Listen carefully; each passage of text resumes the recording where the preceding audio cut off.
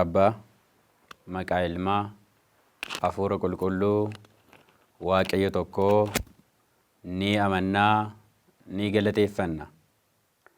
Samii utubaa malee dhaabee dachee kana galaanarra kan dhaabe Waaqayyo Gooftaan keenya addunyaa dura kan ture, addunyaa dabarsee kan jiraatu Gooftaan keenya Fayyisaan keenya Iyyasuus Kiristoos maqaansaa kan galateeffameef kan kabajame nuuf haa ta'u.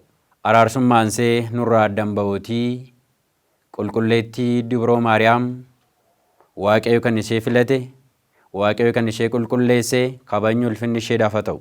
Toloota, wareegamtoota, bahuu keenyatti, galuu keenyatti kan nu tiksan Waaqayyo kan isaan kabaje, kabajni ulfinni isaaniifis haa ta'u. Akkasumas Kiristoosin kiristaana kan jedhamtan biyya alaas biyya keessaas kan jirtan jecha isaa qulqulluu kana dhagaa kan jirtan xiqqaa amma guddaatti maatiin Iyyasuus Kiristoos Kiristoosin kiristaana kan jedhamtan akkam jirtu, akkam turtanii, nagaaf araarri Waaqayyoo eegumsa ergamootaa gargaarsi tolootaa bara jireenya keenyaa hunda keenyaa wajjin haa ta'u. Guyyaa har'aa akka iyyama Waaqayyootti kan wajjin barannu Wangeela Yohaannis boqonnaa 6 lakkoofsa 48 gubbaa kan jiru waliin ilaalla. Ana buddeenni jireenyaa akkuma jedhu jechi kun jecha baay'ee ulfaataa fi jecha baay'ee guddaa isa ta'e Kiristoos ofii isaatii kan dubbatedha. Barreessaan kitaaba qulqulluu kanaa Wangeelaawwan arfan keessaa duukaa bu'oota 12 keessaa qulqulluu Yohaannisidha. Kutaa kana irratti yeroo ilaallu barumsa keenyaaf akka nuuf mijatutti akkasumas Kiristoos akka dubbatetti jechi kun yeroo dubbatametti baay'ee waan itti gufataniif, baay'ee waan itti qaana'aniif, baay'een waan itti amanuu dadhabaniif Kiristoos jecha kanarraa akka isaan baratanii fi buddeenni jireenyaa ana jedhee dubbate. Kaayyoon barumsa keenyaa buddeena jireenyaa kana nyaatanii mootummaa Waaqayyoo akka galaniifi. Kanaaf aane gaafa jedhu ana jechuu isaati. Hibisti gaafa jedhu buddeenadha. Hiwwati gaafa jedhu jireenyadha. Buddeenni jireenyaa, dhugaatii jireenyaa, jireenya bara baraa kan kennu ana jechuu isaati.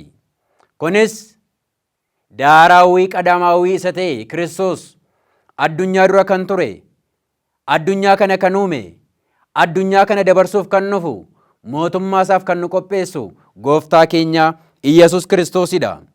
Kan isaaf nuuf kennu, kan inni nuuf kennu foon isaati, kan inni nuuf kennu dhiiga isaati, kan inni nuuf qopheessu mootummaa bara baraati. Mootummaan immoo abdiidha, abdiin immoo Kiristoosidha. Warri Ayuudotaa gaa akkamittiin foon namaa nyaanna, akkamittiin dhiiga namaa dhugna jedhanii jecha kanatti baay'ee itti gufatanii. Duuka bu'oonnis barsiisaniiru. Jecha isa kana garuu ofiin dubbate Kiristoos. Jechi inni hin dubbanne tokko illee hin jiru. Garuu jecha kanatti gaafa isaan gufatanii anaan malee eenyu gara abbaatti deemuu waan hin dandeenyeef foon kootiif dhiiga koo yoo nyaattan malee tasumaa mootummaa Waaqayyoo galuu hin dandeessan jedhee barsiisuudhaafi dhuma irratti immoo mootummaa Waaqayyoo mootummaa ofii isaatiitti akka isaan galanii fi jecha kana dubbate barsiise jechuudha. Akka fakkeenya nuu ta'uu fi seera Ba'uu boqonnaa 1 lakkoofsa 16 kaanee gaafa ilaallu Musee kutaa kana irratti ni arganna. Museen yeroo inni dhalachuuf ka'etti dubartoonni warreen Ibrootaatii fi mootiin Fariyoon ka'ee jecha tokko jedhe. Biyya sana keessa Israa'eloonni wanta jiranii fi achitti garbummaa waan jiraatanii fi dubartoonni Ibrootaa yeroo isaan da'an dhiiraa fi durba ta'uu isaanii ilaalaa adda baasaa.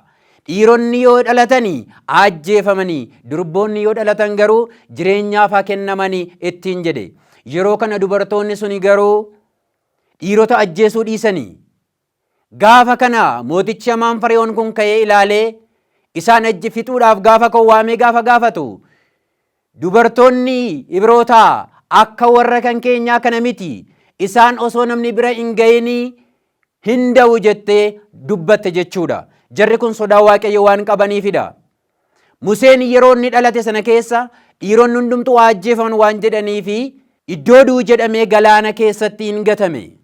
Dhiironni iddoo dhumaniifi akkasumas Kiristoos biyya lafaa kana gaafa dhufe durbee Maariyaam irraa gaafa dhalate yeroo inni dhufee dhalachuuf ka'etti mootichi Heroodis ka'ee Kiristoosiin akka inni du'uu fi warra sabaa sagaliitiin maqaa ilaalaa yeroo laaltan immoo kallattii kanarra deebi'aa natti dubbadhaattiin jedhe. Yeroo kana immoo Wangeela Maatewos boqonnaa 2 lakkoofsa 12 kan immoo dhumaatti yoo dubbanne ni arganna. Kanaan booddee innis gara Gibxitti baqate. Museenis akkasuma biyya sana keessaa gara Miidiyaamitti baqatee ture.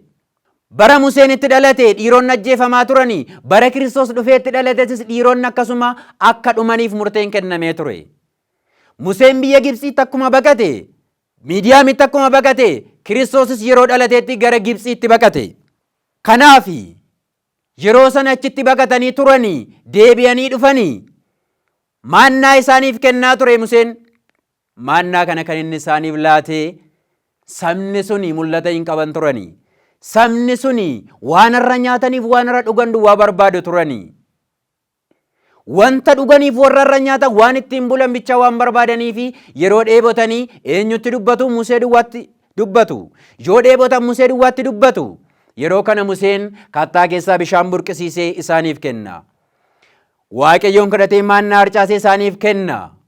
Bishaan kattaa keessaa burqe kanas hin dhugu. Hamma kana garuu gara Waaqayyootti hin deebine.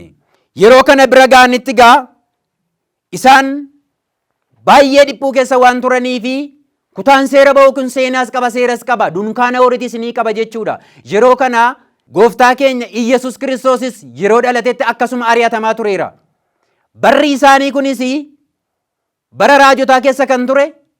Isaanis akkasumatti Waaqayyoon gaddisiisaa waan turanii fi sabni tokko yoo baay'ate, sabni tokko sanyiinsaa yoo baay'ate akkuma biyyarra dhangala'u, biyyarratti guddatu, akkasuma sanyiin isaanii kan baay'anne mootiin Fara'oon isaan balleessuu jalqabe. Kanaaf egaa Kiristoos akkas jedhe, maannaan isin nyaattan kun isa akaakileen abaabileen keessan kanaan dura nyaatan miti. Kuni dhugaatii jireenyaati. Kuni buddeena jireenyaati. Kuni isa yoo nyaattan duutan miti ittiin jiraattanidha ittiin jedhe. Kanaan dura maannaas nyaataniiru waan ta'eefi. Warri eegduutaa immoo beekumsaan cima waan ta'aniifi akkamitti foon namaa nyaanna, akkamitti dhiiga namaa dhugna jedhanii irratti gungumanii yeroo kana isatti geessuu jalqabanii. Waaqayyo Museetiin al tokkichatti argisiisee akkasittiin jedhe. Seera boqonnaa 15 lakkoofsa 22 kaanee hanga 26 yoo dubbisne Waaqayyo gaa yeroo kanatti Museetti mukicha tokko argisiise. Innis bakka sana osoo deemaa jiranii bishaan bakka maar jedhamu tokkotti ba'anii. Maaraa bishaan jedhamu kun baay'ee hadhaa'aa dhugaatiif waan hin taaneef mukicha gaafa Gooftaan itti argisiisu Museen mukicha kana ilaalee fuudhee gaafanni bishaan kana keessa buusu bishaanni kun isa hadhaa'ee hadhaa'ummaansaa irraa bade jechuudha. Bishaanni kun hadhaa'ummaansaa gaafa irraa badu hin dhuganii jechuudha. Kanaaf lafni isaan irra turan sun fakkeenya Addaamidha. Museen fakkeenya Gooftaati. Uummanni yeroo sanaa fakkeenya amantootaati. Akkasuma mukichis muka fannooti. Akkasumas inni hadhaa'e suni kan isaan irraa nyaatanii, kan isaan ittiin kufanii, isa balasiin kufanii kan turanii dhumarratti fannoodhaanii kan qulqullaa'edha jechuudha. Ba'uu boqonnaa 14 lakkoofsa 19 gubbaarratti Museen Miidiyaamitti akkuma baqate. Akkasuma ba'uu boqonnaa 17 lakkoofsa 1-7 yoo dubbifne maannaa kana isaan nyaachisee kattaa keessaa bishaan isaan obaasee kana hundumaa godhee isaan ammayyuu Musee irratti gungumu turanii. Akkasumas immoo dura isaanii galaanni guddaan kaafa jiru gara Waaqayyootti iyya Museen yeroo kana ulee isaa irra kaa'e. Ulee kana gaafa inni irra kaa'u galaanni kun iddoo lamatti hirame. Yeroo kana galaana kana ce'anii, galaana kana gaafa ce'anii hin baani. Museen garuu biyya Kanaanitti hin gashine. Kanaanitti kan galche Iyyaasuudha jechuudha. Kanaaf egaa bara Kiristoos itti dhalateetti mootonni dhiirota ajjeesaa turanii. Bara Kiristoos dhalate qulqulleettii durboo Maariyaamirraa qulqulleettii durboo Maariyaamiin girraa baay'ee argaa turte. Museen egaa mana mootiitti akkuma dhalate, Kiristoos garuu dallaa horii keessatti akkuma dhalate. Museen galaana sana isaan ceesisee, Kiristoos immoo addunyaa kanarra waggaa 33 ji'a 3 naanna'ee barsiisee akkasuma fannoo irrattis fannifamee Si'ool keessaa lubbuuwwan jiran baasee gara gannataatti akkuma fide. Kanarraa gaafa kaasnee ilaallu Gibxiin fakkeenya cubbuuti. Galaana Eertiraa ce'uun isaanii fakkeenya cuuphaati. Sabni Israa'el fakkeenya amantootaati. Duumessi fakkeenya hafuura qulqulluuti. Museen fakkeenya gooftaati. Akkasumas gaa kan asirratti adda isaan godhu Museedhaa fi gooftaan dhalootaan tokko miti. Museen sanyii dhiiraa irraa argameen dhalate, Kiristoos garuu sanyii dhiiraa irraa kan hin dhalanne kutaa kanarratti ni arganna. Ba'uu boqonnaa 14 lakkoofsa 22 kaafne yoo ilaalle namoonni gaa Gibxiitii Eertiraatti darbanii booda immoo galaana sana akkuma ce'anii kallattiin mootummaa Waaqayyoo hin galle. Maaliif mootummaan Waaqayyoo ganaadha waan ta'eef cuuphaa booddee maaltu jira? Hojiin akka jiru barsiisuuf jechuudha. Gibxiin fakkeenya Si'ooliin akkuma taate, duumessi fakkeenya mucummaati. Sabni Israa'el warri foonii immoo har'a Israa'el warra lubbuuti jechuudha. Waggaa 40 biyya sana keessa godaanuun isaanii, jiraachuun isaanii, waggaa 40 biyya sana karaa sana adeemuun isaanii garuu akkasumas immoo yeroo gaabbii ture. Aangoon Fariyoon immoo akkasuma aangoo Heroodisiin fakkeeffama. Kanaan immoo mootummaa Waaqayyooti. Museen fakkeenya ilma Waaqayyooti jechuudha. Aane wayiitu haarege weenza tsirqi wangeela Yohaannis boqonnaa 15 lakkoofsa 1-5 yoo ilaalle Kiristoos muka wayinii dhugaa ta'uu isaa arganna. Aab gunda wayinii, walda gunda wayinii, manfas qidus gunda wayinii, abbaan muka wayinii akkuma ta'e ilmi muka wayiniiti. Hafuurri qulqulluunis akkuma muka hundee wayinii ta'e kutaa kanarratti ni argina. Anatti kan amanu Kiristoos akkasuma gaa muka jireenyaa isa ta'e Kiristoos an hundee isaati, hidda isaati, isin immoo dameewwan isaati akkuma jedhu ni dubbata. Seera uumamaa boqonnaa 1 lakkoofsa 12 kaasnee hanga 13 yoo ilaalle guyyaa kana gaa Waaqayyo mukeen qomoo isaaniitiin hidda isaaniitiin firii kan godhatanii akkasumas qomoo isaaniitiin firii kan kennan mataa isaaniitiinis haa argaman jedhee kutaa kanarratti ni argamanii. Akkasuma gaa biqilaan gaafa biqilu ni biqila, damee ni baasa, firii ni kenna. Firii yeroo kennu kanatti hidda isaaniitiin firii kan buusanii hidda inni jalqabaa gooftaa keenya Iyyasuus Kiristoosidha. Damee fi firiin isaa sun immoo akkasuma Kiristoositti amananidha jechuu fi cuuphamuu isaatti warreen amananidha. Mataa isaaniitiin firii kan buusanii mataa addunyaa kanaa biyya lafaa kan ta'e gooftaa keenya Iyyasuus Kiristoosidha. Hiddawwan isaanii kunis kan fakkeeffamanii, dameewwan isaa kunis fakkeenya lallabdootaatti fakkeeffamu, kan fakkeenya duuka bu'ootaati. Akkasumas immoo hiddaan raajiin gaafa raawwatamu yeroo inni fannifame irratti raajiiwwan gurguddaa 7 raawwataman arganii warreen amananidha. Raajiin gurguddaa 7 raawwatame kun maalidha? Samii irratti 3 yeroo raawwate lafa irratti 2dha. Akkasumas immoo aduu fi urjiin ifa ishee ni dhorkatte. Addeessi dhiiga uffatte. Lafarratti warreen afurii ta'an immoo awwaalonni ni banamanii. Kattaan ni tatarsee. Golgaan mana qulqullummaa iddoo lamatti tarsa'e. Akkasumas awwaalonnis ni banamanii. Kattaanis ni tatarsa'e.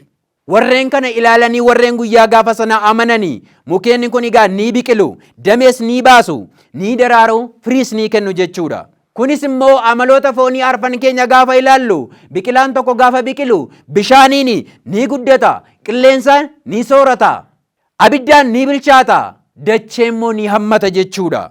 Kanaafi anarraa yoo adda baatanii tasumaa jiraachuu hin dandeessanii mukni wayinii sun anadha. Firii kan kennan immoo lallabdootadha. Dubbii isaatti kan amananidha. Wantoota biqiloota firii kennan hidda isaanii akka yaallootti argachuu kan hin dandeenyedha. Kanaafi ወነአምን ባቲ ቅድስት ቤተ ክርስቲያን እንተላይለ ኩሉ ጉባኤ ዘሐዋርያት ቁልቁሌቲ መነ ክርስቲያና ቶክቲቲ ዱከቦኒ ከን ጀጀቤሰኒ ከበጀ ከን ቀብዱ ቁልቁሌቲ ከን ታቴ ቶክቲቲ ኒ አመና ጋፈ ጀኑ መን ክርስቲያና ቶክቲዳ መን ክርስቲያና ቁልቁሌቲዳ መን ክርስቲያና ዱከቡቱዳ መን ክርስቲያና ከኑንዳቲ ጀቹዳ ደበለተስ ሞ ጋፈ ኢላሉ መን ክርስቲያና ኩን ቶኮ ጋፈ ጀኑ ከን ቢዮን ኢጃረሜሲ kan warqeen ijaaramesi, maqaa ergamootaan kan ijaarame, maqaa qulqullootaan kan ijaarame, maqaa wareegamtootaan kan ijaarame, hundumti isaaniiyyuu foon Waaqayyoof dhiigi isaa keessatti waan raawwatuufi manni kiristaanaa baadiyyaan magaalaa jirtu isheen kun tokkodha jechuudha. Akkasumas barsiisaanis tokkodha jechuudha. Barsiisaan addunyaa kanaa hundumti isaa Iyyasuus Kiristoos duwwaadha. Amantootaan immoo tokko jedha. Amantoonni tokko amantaa tokko amanu, cuuphaa tokko cuubamu. Foonsaaf dhiiga isaas akkasuma ni fudhatu. Barsiisaan tokko gaafa jennu barsiisonni biyya lafaarra jiran kuni hundumti isaanii jecha Kiristoos duwwaa barsiisu. jecha Kiristoos duwwaa gaafa jennu dubbii dubbatame hundumaa waa'ee Waaqayyoo guutummaa isaa barsiisu, cuuphaa tokkittis cuubamu, barsiisa tokkummaa barsiisu, akkasumas immoo foon isaa dhiiga isaas ni fudhatu jechuudha. Barsiisonni barumsa tokko yeroo barsiisan amantaan tokko foon isaa dhiiga isaas ni fudhatu jechuudha. Cubbuun kan ittiin haqamu cuuphaa tokkittis ni amanna. Kanas immoo maqaa Abbaatti, maqaa Ilmaa, Hafuura Qulqulluu jedhamne yeroo cubamnu sadii yeroo ta'an tokko yeroo ta'anis immoo sadii jechuudha. Warreen hin amanne gara amanuutti yeroo dhufanis 80ttis 40ttis waggaa 50tti waggaa 30tti warreen cubamanii warra hin amanne gara amanuutti gaafa dhufanis kennaan kennamu sun tokkodha jechuudha. Dabalatas immoo gaafa ilaallu hangafa Phaaphaasiirraa kan cuubame, Phaaphaasiirraas kan cuubame, Episkoopoosiirraas kan cuubame, luba irraas kan cuubame, kennaan mucummaa argamu tokkodha jechuudha. Seera uumamaa boqonnaa 1:3 gubbaarratti ifni haa ta'u akkuma jedhe ifnis in ta'e. Ifni kun immoo maaliif uumame? Jalqaba dukkanatu ture, dukkana booddee ifatu uumame. Osoo ifni dursee uumameera ta'e Waaqayyo gaariitu jira jedhu, booda immoo dukkanatu uumame ta'e Waaqayyo hamaatu jira waan jedhaniifi yaada namoota waan beekuufi Waaqayyo eenyuun mari'atee hin uumne.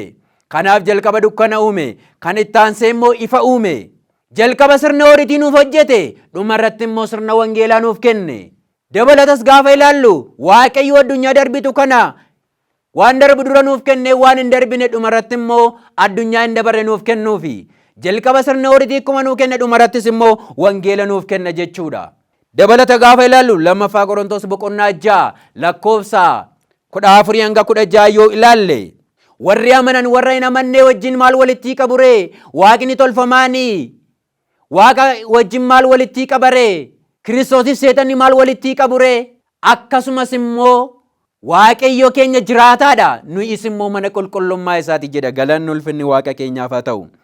Qulqullummaadhaan egaa jiraataa wanta ta'eefi yeroo hundumaa gara isaatti deebi'uun nurraa barbaachisa.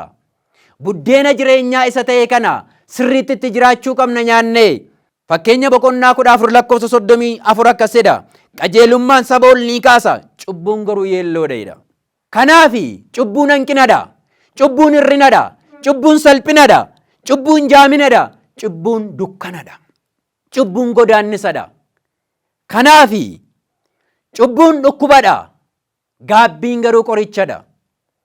Namni tokko yoo dhukkube gara mana yaalaa deemamee akkuma qoricha fudhatu, dhukkuba isaa yeroo irraa akkuma fooyya'u, gara Kiristoos gara mana qulqullummaa dhufnee foon isaa dhiiga isaa gaafa fudhannu, gaafa gaabbii gallu, jireenya keenya nuuf haaraa jechuudha. Har'a kiristaanota biyya lafaarraa kan jeequ cubbuu hojjechuu duwwaa osoo hin taane gaabbii galuu dadhabuudha. Gaabbii yoo hin galle immoo foon isaa dhiiga isaa hin fudhanne immoo dhuguman isinitti himaa foon kootiif dhiiga koo kan nyaate malee tasumaa mootummaa Waaqayyoo galuu hin danda'u jedhee akka dubbate kutaa kanarraa ni arganna jechuudha. Gaabbii galuun immoo qoricha isee taatedha jechuudha. Kanaafi har'a jireenya keenya keessaa kan deddeebinu, biyya lafaa keessa kan jiraannu, wangeela Maatewos boqonnaa 25 fudhachuu dandeenya. Durboota kurnanii ibsaa isaanii qopheeffatanii turanii. Warri shanan gowwoonni garuu akka sirna biyyichaatti immoo dhirsi misirroo walakkeessa halkanii dhufa. Gaafa walakkeessa halkanii dhufu ibsaa isaanii bitachuudhaaf gadi ba'anii warreen shanan immoo guuttatanii dhaabbatanii. Kun immoo amantaadha, soomadha, sagadadha, gadoof qabiinsadha, sodaa Waaqayyoo qabaachuudha. Yeroo isaan dhufanii Waaqayyo garuu akkasittiin jedhe. Luqaas boqonnaa 13 lakkoofsa 17 gubbaarratti ani isin hin beeku, lafa isin dhuftanis ani isin hin beeku jedhe. Waaqayyo nama uume ani isin hin beeku gaafa jedhu jechi kun jecha baay'ee ulfaataadha. Jechi kun baay'ee sodaachisaaf rifachiisaadha. Uumee kee Waaqayyo gaafa cubbuun hojjennu nurra baay'atu ani isin hin beeku gaafa ittiin jedhu gadda guddaatu namatti dhaga'ama. Har'asi gara mana Waaqayyotti deebi'uudhaafi foon isaaf dhiiga isaa fudhachuudhaani, gaabbii galuudhaani, soomuudhaani jiraachuun nurra jiraata. Har'a jireenya keenya biyya lafaatiifi wanti nu adeemnu jireenya keenyaaf fayyaduudhaafi mana keenya ijaaruudhaafi kan adeemnu hundumti isaayyuu ittiin jiraachuudhaafi. Wanti nu ittiin jiraannu kun garuu biyya lafaa kanarra malee biyya isee Yerusaalem qulqulleettiitti nu galchu. Hojiin hin barbaachisu jechuu osoo hin taane jireenya keenyaafis yeroo laanne akkasumas waa'ee gaabbiitii fi waa'ee mootummaa waaqayyootiif dhama'uun nurra jiraata. Gaabbii galuun dirqama hunda keenyarra jirudha. Foonsaaf dhiiga isaa fudhachuunis anaaf isinirraa barbaachisa. Nuyi kan guyyaa du'a keenyaa hin beekne hin beellaminaa, hammuma yerootti fayyadamaa. Nuyi guyyaa du'a keenyaa kan hin beekne maalitti beellama qabna? Guyyaa waamicha keenyaa kan hin beekne maalitti beellama qabna? Akkuma daandii waraabessirra jiraachuu danda'u irratti harree irratti hidhanii manatti yoo galanii nyaatamuun harree sana akkuma noolle utuu nu gaabbii hin galini, utuu nu gara isaatti hin deebiini, utuu nu foonsaaf dhiiga isaa hin fudhatini, waamichi waaqayyo yoo nutti dhufe garuu mootummaa isaa keessaa abdii hin qabnu. Isa abdii nuuf ta'e, Kiristoosiin isa buddeena jireenyaa ta'e, warri Ayuudotaatti gufatanii irratti guungumanii dhuguma akkamittiin foon ilma namaa nyaanna, dhuguma akkamittiin dhiiga ilma namaa dhunna, kana dhaloota isaanii kaanee beekna jedhanii akkuma irratti kaa'anii.